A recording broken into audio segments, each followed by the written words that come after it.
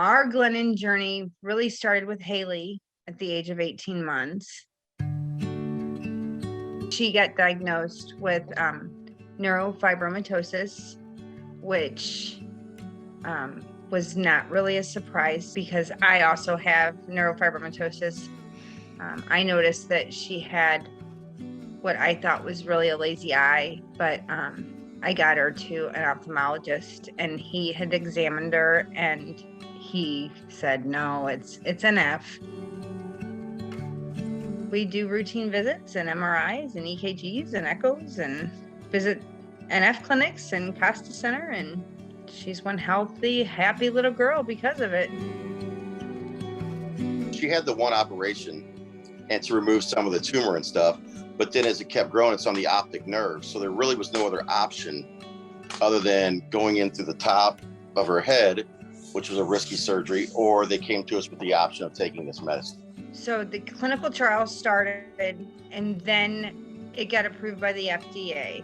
And it's worked. I mean, you can look at the MRIs, which Dr. Navakali in the hospital is great about showing the progress each time. You know, we're fortunate to be a family that sees progress. It's hard to explain to a 2-year-old what a tumor is, you know?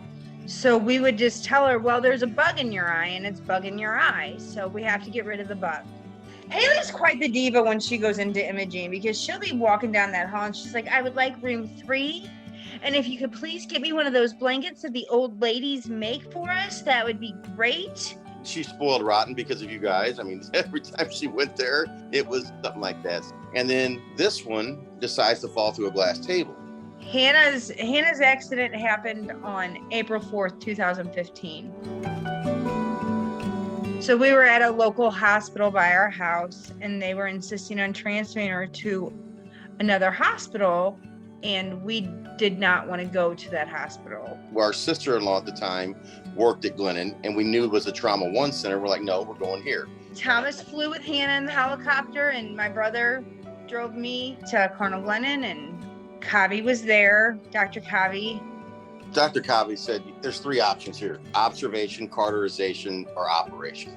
He said, observation's out the window. He said, Dr. Marino cannot do the cauterization. She's too little. We've got to go to surgery.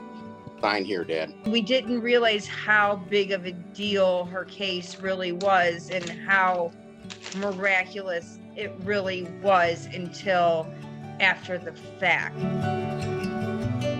It's a funny thing because whenever my school does like a helicopter thing, like where it's helicopters and the police cars and everybody comes to the school, and the guy who flew my helicopter just so happened to be there. And he started talking about me and he goes, wow, you're still alive.